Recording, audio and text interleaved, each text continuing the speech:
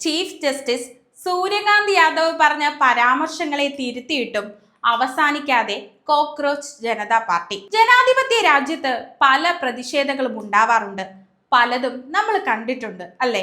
പക്ഷേ ഇത് ഡിജിറ്റൽ യുഗമാണല്ലോ, അപ്പോൾ പ്രതിഷേധങ്ങൾക്കും അങ്ങനെ ഒരു മുഖമുണ്ടാവും. ചീഫ് ജസ്റ്റിസിന്റെ പരാമർശങ്ങളിൽ നൊന്ത യുവജനങ്ങൾ ഒരു തമാശയായി തുടങ്ങിയ ആക്ഷേപഹാസ്യ കൂട്ടായ്മയും പ്രതിഷേധവും, അതാണ് CJP. എന്നാൽ മണിക്കൂറുകൾക്കുള്ളിൽ അത് തരംഗമാവുന്നു. ആ തരംഗം അതിവേഗത്തിൽ പടർന്നുകൊണ്ടിരിക്കുന്നു. പാറ്റാ പാർട്ടി തുടങ്ങുന്നതിന്റെ സാഹചര്യം പരിശോധിച്ചാൽ 2026 മെയ് 16 സുപ്രീം കോടതിയിൽ വ്യാജ ബിരുദങ്ങളുമായി ബന്ധപ്പെട്ട ഹർജി പരിഗണിക്കവേ ജസ്റ്റിസ് സൂര്യകാന്ത് യാദവ് പറഞ്ഞ ഒരു കാര്യമാണ് വലിയ തോതിലുള്ള പ്രതിഷേധങ്ങളിലേക്ക് നയിച്ചത്. യുവാക്കളെ പ്രാണികളായ പാറ്റകളോട് ഉപമിച്ച ചീഫ് ജസ്റ്റിസ് ഒരു തൊഴിലും ലഭിക്കാത്ത, ഒരു തൊഴിലും കണ്ടെത്താൻ കഴിയാത്ത യുവാക്കൾ പാറ്റകളെ പോലെ പെരുകുകയാണെന്ന് വിമർശിച്ചു.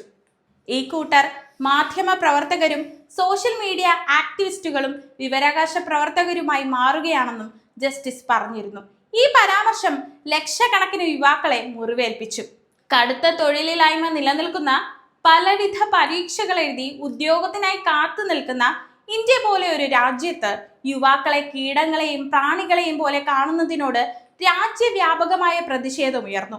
എല്ലാം ഡിജിറ്റൽ ലോകത്ത് തന്നെ. അങ്ങനെ ഈ അവഹേളനത്തിനെല്ലാം മറുപടി കൊടുക്കാൻ അവർ ഒരു സംഘടന തുടങ്ങി, ഒരു digital page, cockroach Janata party. രാഷ്ട്രീയ നിരീക്ഷകനും കണ്ടന്റ് ക്രിയേറ്ററുമായ അഭിജിത്താണ് ഇതിന് തുടക്കമിട്ടത്. ആരാണ് അഭിജിത്ത്? 2020 2023 ഇടയിൽ ആം ആദ്മി പാർട്ടിയുടെ സോഷ്യൽ മീഡിയ ഹാൻഡിൽ ചെയ്തിരുന്നവരിൽ ഒരാളാണ് 30-കാരനായ അഭിജിത്ത് ദീപ്കെ. മെയ് 16 കോക്രോച്ച് ജനതാ പാർട്ടിയിൽ രജിസ്റ്റർ ചെയ്യാൻ ആളുകളെ ക്ഷണിച്ചുകൊണ്ട് എക്സിൽ ഒരു ഗൂഗിൾ ഫോം പോസ്റ്റ് ചെയ്തിരുന്നു. ചീഫ് ജസ്റ്റിസിന്റെ പരാമർശം വന്ന് 24 മണിക്കൂറിനുള്ളിൽ തുടങ്ങിയ സംഘടനയിലേക്ക് പിന്നെ ജൻസികളുടെ കുത്തൊഴുക്കായിരുന്നു. സാധാരണക്കാരായ യുവാക്കൾക്കൊപ്പം രാഷ്ട്രീയ നേതാക്കളും കോക്രോച്ച് പാർട്ടിക്ക് പിന്തുണ അറിയിച്ച് എത്തിയതോടെ സംഭവം പിന്നെയും വൈറലായി. തൃണമൂൽ കോൺഗ്രസ് നേതാക്കളായ മഹുവ മൊയ്ത്രയും കീർത്തി ആസാദും ജൻസി പാർട്ടിയിൽ അംഗങ്ങളാവാൻ ആഗ്രഹം പ്രകടിപ്പിച്ചെത്തിയതോടെ ആ പ്രതിഷേധത്തിന് കൂടുതൽ ചൂടുപിടിച്ചു. ദിവസങ്ങൾക്കുള്ളിൽ 10,000-കണക്കിന് ആളുകളെയാണ് ആകർഷിച്ചത്. 50,000-ത്തിലധികം അംഗങ്ങൾ പാർട്ടിയിൽ ചേർന്നിട്ടുണ്ടെന്നാണ് കണക്ക്. യുവാക്കൾക്കായി ഒരു രാഷ്ട്രീയ മുന്നണി, മടിയന്മാരുടെയും തൊഴിലില്ലാത്തവരുടെയും ശബ്ദം എന്ന ടാഗ്ലൈനോടെയാണ് പ്രതിഷേധം തുടങ്ങിയത്. സ്പോൺസർമാരില്ലാത്ത വലിയ കൂട്ടമാണ് തങ്ങൾ എന്ന് പ്രഖ്യാപിച്ചെത്തിയ കോക്രോച്ച് പാർട്ടിയിൽ അംഗങ്ങളാവാൻ വെച്ചിരിക്കുന്ന മാനദണ്ഡങ്ങൾ രസകരമാണ്. തൊഴിലില്ലാത്തവരായിരിക്കണമെന്ന് നിർബന്ധമുണ്ട്. എന്നാൽ സ്വന്തം ഇഷ്ടത്തിന് തൊഴിലെടുക്കാത്തതാണോ അല്ല കിട്ടാത്തതാണോ എന്നൊന്നും പാർട്ടി ഭാരവാഹികൾ ചോദിക്കില്ല. അക്കാര്യം ഉറപ്പ്. 2, ശരീരം കൊണ്ട് മടിയന്മാരാവാം, പക്ഷേ തലച്ചോർ സദാസമയം പ്രവർത്തിക്കുന്നവരായിരിക്കണം. 3, ചുരുങ്ങിയത് 11 മണിക്കൂറെങ്കിലും ഓൺലൈനിൽ ചിലവഴിക്കുന്നവരായിരിക്കണം. 4, സമൂഹത്തിൽ നടക്കുന്ന അതിക്രമങ്ങൾക്കും അനീതികൾക്കുമെതിരെ കടുത്ത ഭാഷയിൽ വിമർശനം ഉന്നയിക്കുകയും ചെയ്യണം. ഈ 4 ക്വാളിഫിക്കേഷനുകളുള്ള ആർക്കും പാർട്ടിയിൽ അംഗമാവാം.